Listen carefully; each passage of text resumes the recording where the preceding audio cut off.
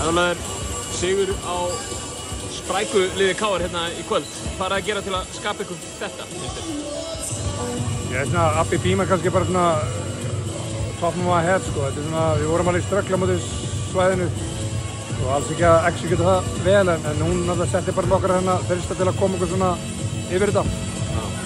Þið eru 9 stigum yfir í hálfleik og virðist vera með svona ágætis tök á þessu svona undir lok fyrir hálfleiksins en þær fara í þetta svæði þarna og þetta er svona svolítið svona þetta er svolítið bras á okkur þarna. Hvað gerir þið til að brjóta það aftur? Herðu, við hérna breytum aðeins svona fara í að vildi fá að vera toppnum hana og Abbi á kantinum og það virkaði betur fyrir okkur. Boltinn náttúrulega móti svæði, bara boltið þarf að ganga og fækka driblunum og við vorum akkurat að gera öfugt. En svona þegar hún kannski komin á toppinn þá hérna var hún kannski að finna réttu sendingarnar og dræfa kannski inn í einhverja glöfu bara til að búa til eitthvað annað. En svo líka bara þess að segja, Abbi fór að hitta bara vel og setja upp einhverja þristasýningu langt fyrir utan sem að svæðið er að gefa, hún var að setja það hún í og bara sem betur fyrir sig. Sigling á Grindavíkurliðinu núna í upphafi tímabils. Þið eru að spila heima og eru að vinna leiki og hérna eru á toppnum á töflunni ef við skeikar ekki ákveðt núna.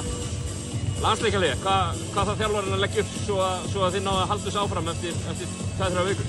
Við erum búin að kannski byrja að læra kannski inn á hvora aðrar núna og hérna lítur svona betur út.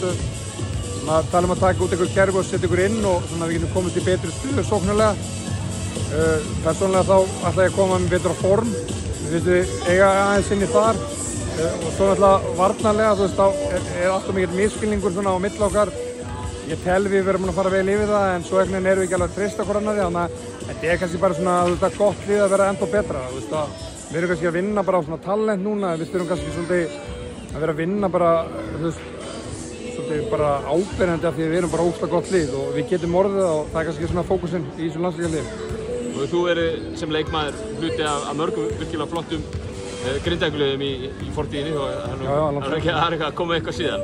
Byrja tímabil svona vel. Lítur að geta miðlað einhverju reynslu inn í hvernig á að viðhalda svona gildi? Já, þetta er náttúrulega, eins og segir, það er gaman en líka erfitt að vera góð lið. Þetta er svona, þú veist að verða alltaf betri heldur en maður var í gær, það er svona markmið og kannski að fólk svona læri mjög vel inn á hvort annað og kannski svona í restina þá verður þetta komið svo smurð vel og við vitum nákvæmlega hvað við erum að gera. Það er eitt skref í einu en ekki að ætla að sigra heiminn bara á einni nóttu. Og það vantar svolítið upp á hjá okkur að bara taka eitt skref í einu. Við tókum framförum í dag á einhverju leyti og við höfum bara vel yfir það og byggja á það og svo laga það sem við erum að gera illa. Þannig að ég ekki segja að það sé bara eitt skref í einu. Kærar þakkir Þorleifur og gangi ykkur vel. Takk.